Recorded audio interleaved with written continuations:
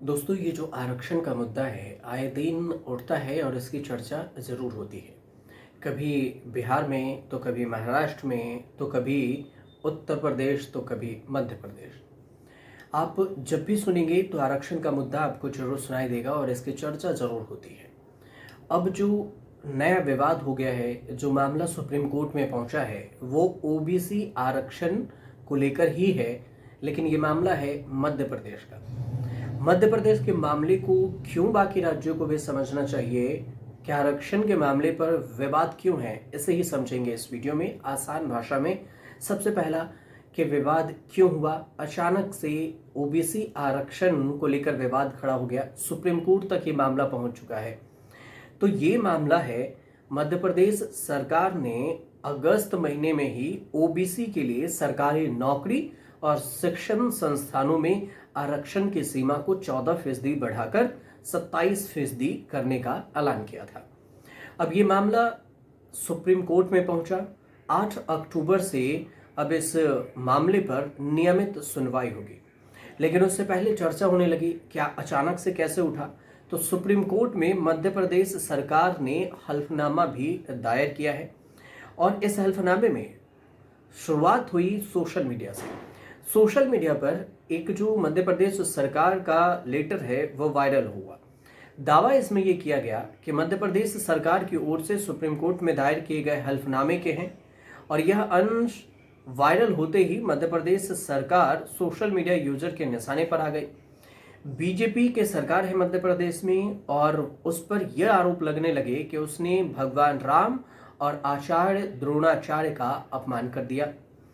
Social media पर विवाद बढ़ा तो मध्य प्रदेश सरकार को सफाई देनी पड़ी। सरकार ने सोशल मीडिया पर वायरल हल्फनामे का अंश वायरल होने से का इनकार कर दिया कि हमने ये वायरल नहीं करवाया।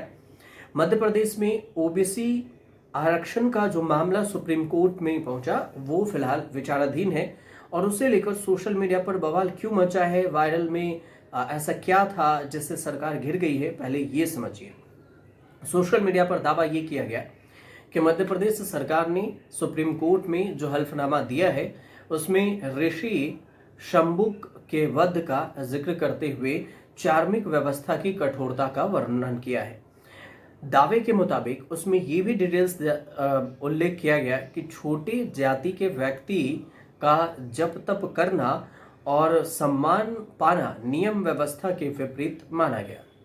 ये कहा गया वायरल में, ये भी कहा गया कि राजा राम से शंबुक ऋषि का वध कराकर यह व्यवस्था भंग करने का दंड दिया गया, जबकि शंबुक ऋषि तपस्या कर रहे थे। सोशल मीडिया पर मध्य प्रदेश सरकार की ओर से जो सुप्रीम कोर्ट का अंश है उसको वायरल बताकर इसी अंश में एकलव्य का भी जिक्र कर दिया। सोशल मीडिया पर यह हुआ जो दावे हुए उसमें कि भील पुत्र के कारण द्रोणाचार्य ने एकलव्य को शिक्षा देने से मना कर दिया था और ऐसे में कई उदाहरण हैं जब छोटी जाति के चलते योग्य व्यक्तियों को भी विद्या अध्ययन की मनाही की जाती है। अब मध्य प्रदेश सरकार के जो विवाद है इस पूरे प्रकरण पर सफाई आई। सफाई में सोशल मीडिया पर जो वायरल हुई टिप्पणी उसको भ्रामक बताया, बोला असत्य है। यह न केवल हल्फनामे का हिस्सा है बल्कि कहा कि ना ही किसी आधिकारिक नीति का ये नियम है। सरकार का ये कहना हुआ कि सोशल मीडिया पर वायरल अंश 17 नवंबर 1980 को गठित ओबीसी आयोग के अध्यक्ष रामजी महाजन की ओर से 22 दिसंबर 1983 में पेश किए गए अंतिम प्रतिवेदन का हिस्सा है। सवाल फिर ये उठ गया कि आखिर ये महाजन की रिपोर्ट क्या थी, रामजी महाजन की रिपोर्ट क्या थी 17 नवंबर 1980 की, जिसमें इस रिपोर्ट में 22 दिसंबर 1983 को पेश किया गया था फाइनल रिपोर्ट, जिसका हिस्सा वायरल हुआ। तो सरकार ने यह साफ किया कि महाजन आयोग की जो रिपोर्ट थी इसके साथ ही अन्य वार्षिक आयोग के जो कॉपी है उसको जज न्यायालय में पेश किए जाते रहे हैं। सोशल मीडिया पर किसी एक हिस्से को बिना संदर्भ के दिखाना निंदनीय प्रयास है। सरकार ने सफाई में यह भी कहा कि महाजन आयोग ने ओबीसी के लिए 35% आरक्षण लागू करने की सिफारिश की थी, लेकिन हमने केवल 27% आरक्षण ही लागू किया है, तो इसमें यह भी स्पष्ट हो गया कि हमारा निर्णय इस रिपोर्ट पर आधारित नहीं है, सोशल मीडिया पर दुष्प्रचार करने वालों की कार्रवाई की जाएगी। अब बात यह आ गया कि ओबीसी का पिछड़ापन अब भी गहराया है और इससे 27% आरक्षण जरूरी मान रही है। सुप्रीम कोर्ट में जो मध्य प्रदेश सरकार है उसकी दलील को भी समझिए। मध्य प्रदेश सरकार ने जो दलील दी है उसमें सुप्रीम कोर्ट में दायर हल्फनामे में ये कहा गया है कि आरक्षण को 14% से बढ़ाकर 27% कर किया गया है और इस दायर हल्फनामे में राज्य सरकार ने इसको सही ठहराया। जब सरकार का ये कहना है कि विभिन्न आयोगों और हालिया रिपोर्ट से ये भी पता चलता है कि ओबीसी समुदाय अब भी हमारे गहरे सामाजिक और आर्थिक पिछड़ेपन से जूझ रहे हैं। राज्य सरकार ने ये भी साफ किया है कि पिछड़ापन सिर्फ संख्या तक सीमित नहीं है, बल्कि यह व्यवस्थित और भेदभाव, सामाजिक बहिष्कार, अवसरों की कमी के रूप में भी दिखता है, जिसके चलते उन्हें बराबरी से कंपटीशन का मौका नहीं मिल पाता। हल्फनामे में 1983 के महाजन आयोग रिपोर्ट का जिक्र किया गया, जिसमें ओबीसी को 35% आरक्षण देने के बाद सिफारिश की गई थी। इसी तरह मध्य प्रदेश पिछड़ा आयोग भी है जो MPBCC है, उसकी ओर से 1996 और 1997, 2000 और 2001 की रिपोर्टों में भी आरक्षण को बढ़ाने की अनुशंसा की गई थी।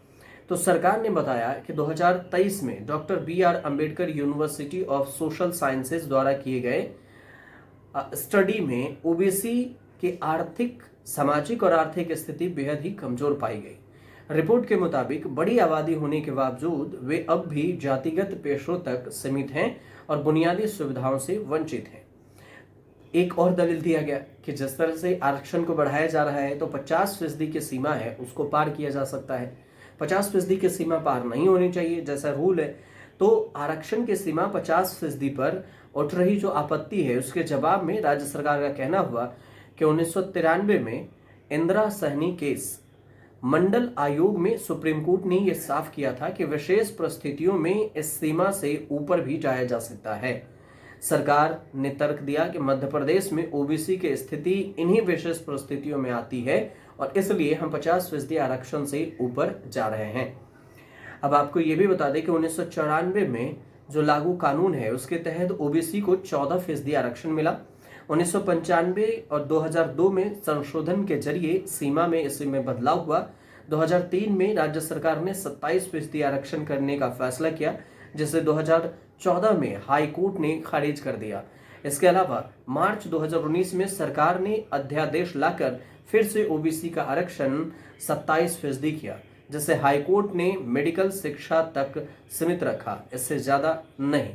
लेकिन यह मामला इस पर अब जो इस समय है वो सुप्रीम कोर्ट में भी पेंडिंग है, जहां यह तय होगा कि क्या मध्य प्रदेश का कदम संविधान और न्यायालय की तय की गई सीमा के अनुरूप है या नहीं है। और इसी पर विवाद शुरू हुआ है फिर से कि 27% आरक्षण मध्य प्रदेश सरकार ओबीसी को दे रही है, तो ये कानून के अनुसार सही है या नहीं है, क्योंकि ये 50% के जो लिमिट है उस लिमिट को क्रॉस कर जाएगा। ये है पूरा विवाद। उम्मीद करते हैं कि आपको ये पूरी जानकारी समझ में आई हो, और अगर आई हो तो हमारे चैनल से जरूर जुड़िए, सब्सक्राइब कीजिए, शेयर कीजिए, कमेंट जरूर कीजिएगा।